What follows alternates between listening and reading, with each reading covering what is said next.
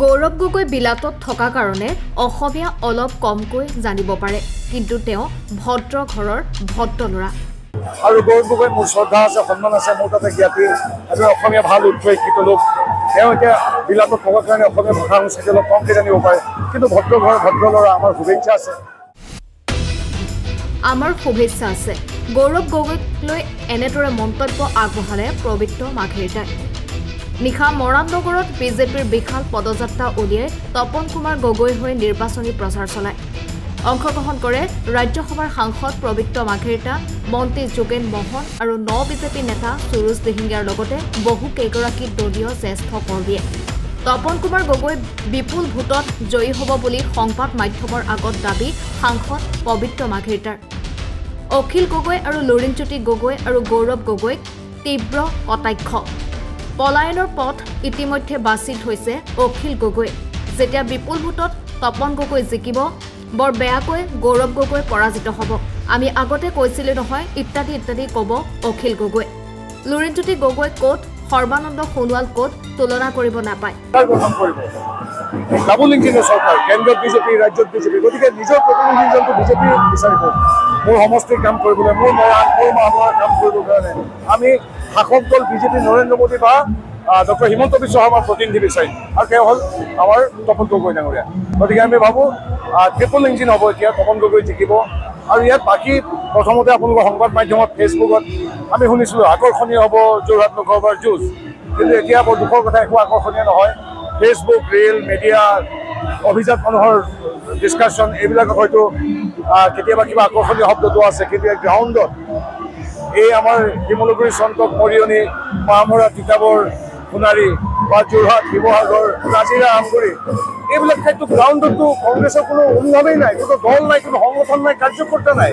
দেৱতো লুৰিণজ্যোতি গগৈ উপনিৰ্বাচনত 50,000 ভোটত জিকিম বুলি কৈছিল, বেয়াকৈ তেওঁলোক পৰাজিত হ'ল। গতিকে নিৰ্বাচনৰ আগত অখিল গগৈ তেনেকৈ ক'বই, কিন্তু আচল কথা হ'ল অখিল গগৈ আপোনালোকে মন কৰিব, তেওঁ প্ৰথমতে আহি ক'লে যে শিৱসাগৰ জিলাত, যোৰহাট জিলাত কংগ্ৰেছৰ কোনো সাংগঠনিক শক্তিয়ে নাই, আমি সহায় কৰিব পৰা নাই, যোগাযোগ বিচ্ছিন্ন হৈছে, কৈছিল নাই? তেওঁ সেইদিনাখনে পলায়নৰ পথটো বিচাৰি গৈছে। তেওঁ এতিয়া সমষ্টিটোত নাই, তেওঁ এতিয়া ক'ত মুইনৰ লগত মাৰ্ঘেৰিটাত, ধেমাজি, শদিয়া এইবিলাকত ঘূৰি ফুৰিছে, যাতে যিদিনাখন বিপুল ভোটত গৌৰৱ গগৈ পৰাজিত হয় তেতিয়া অখিল গগৈ ক'ব, মই আগেয়ে কৈছিলোঁ নহয়, সংগঠনে নাই তেওঁলোকৰ, আৰু ময়ো বেছিকৈ লাগিব নোৱাৰিলোঁ, লুৰিণজ্যোতি গগৈৰ লগতো লাগিবলগীয়া হ'ল। পলায়নৰ পথ ইতিমধ্যে ধুনীয়াকৈ সজাই থৈছে অখিল গগৈয়ে।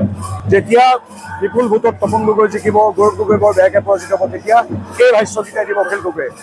আমি বহুত চেষ্টা কৰিছোঁ, কিন্তু কংগ্ৰেছৰ সংগঠন নাই, ইত্যাদি ইত্যাদি। গতিকে অখিল গগৈৰ কথা বিশেষ কৰিবলগীয়া নাই, তেওঁলোক বিহুৰ শুভেচ্ছা জনালোঁ। লুৰিণ গগৈ ক'ত, সৰ্বানন্দ সোণোৱাল ক'ত, মই তুলনা কৰিব নাপায়। আৰু গৌৰৱ গগৈ মোৰ শ্ৰদ্ধা আছে, সন্মান আছে, মোৰ তাতে জ্ঞাতি আৰু অসমীয়া ভাল উচ্চ শিক্ষিত লোক।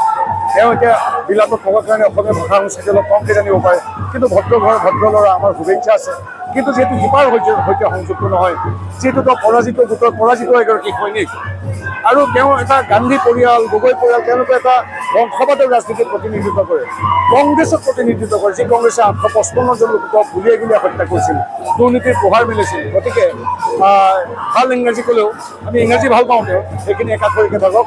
সদ্যহতে ৰাইজ আছে, কামৰ মানুহ তপন গগৈৰ সৈতে, ইংৰাজীৰ সৈতে নাই। আমাতকৈ জাতীয়তাবাদী অখিল গগৈ হ'ব পাৰে নেকি? জাতীয়তাবাদৰ ঠিকাকী অখিল গগৈ, লুৰিণজ্যোতি গগৈ গীত আছে নেকি? তেওঁলোকে দেখোন কংগ্ৰেছৰ নৱজানু হোৱা, বৃত্ত হোৱা 855জন লোকক ঘূৰিয়াই ঘূৰিয়াই মৰা কংগ্ৰেছৰ ওচৰত আজি বৃত্ত দুই অখিল গগৈ আৰু লুৰিণ গগৈ। গতিকে তেনে মানুহে জাতীয়তাবাদৰ কথা ক'লে নুশুনায়। গতিকে আমাৰ জাতীয়তাবাদ সম্পূৰ্ণ প্ৰমাণ সাপেক্ষ। এই লুৰিণজ্যোতি গগৈ বা অখিল গগৈ নহয়, আজি ইয়াত জয় অসম বুলি ক'ব, কাইলৈ শংকৰদেৱ কলাক্ষেত্ৰ ভাঙি দিব, পৰহি কংগ্ৰেছৰ ভিতৰ আচৰণ কৰিব। গতিকে তেওঁলোকৰ কথা পাতি সময় নষ্ট কৰিব নালাগে। আমি এতিয়া আছোঁ বিকাশৰ সৈতে, প্ৰগতিৰ সৈতে, হিমন্ত বিশ্ব শৰ্মাৰ সৈতে, মোদীৰ সৈতে। মৰাণৰ পৰা ৰাজু মিশ্ৰাৰ প্ৰতিবেদন, এনিভাৰত 24।